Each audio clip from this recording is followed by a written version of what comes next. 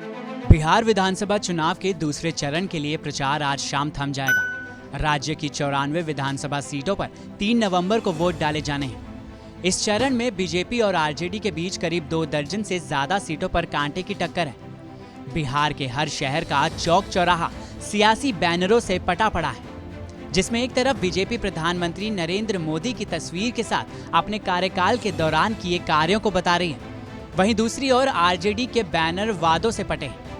BJP ने अपने घोषणा पत्र में 19 लाख रोजगार देने की बात कही है, तो आरजेडी ने 10 लाख युवाओं को सरकारी नौकरी देने का वादा किया है।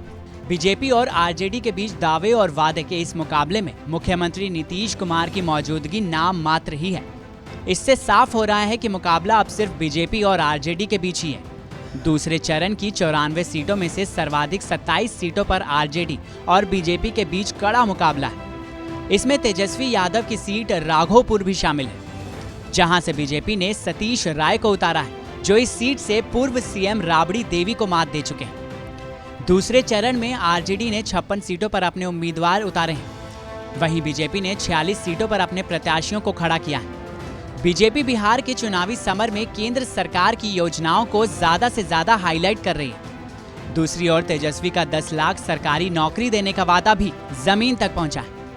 बीजेपी के नेता जहां चुनावी मन से मोदी सरकार की उपलब्धियां गिना रहे हैं, तो तेजस्वी नया बिहार गढ़ने का ऐलान कर रहे हैं। दूसरा चरण बिहार के इस सियासी जंग के लिए अहम होने वाला है, क्योंकि सबसे ज्यादा सीटों पर इसी चरण में वोट डाले जाने हैं। 3 नवंबर को 2/3 से ज्यादा सीटों पर वोटिंग होनी है। अब देखना दिलचस्प होगा कि ईवीएम में दूसरे चरण में किस प्रत्याशी के पक्ष में पड़े हैं सबसे ज्यादा वोट। बिहार विधानसभा इलेक्शन और देश दुनिया की तमाम बड़ी खबरों के लिए आप सब्सक्राइब करें TV9 भारतवर्ष।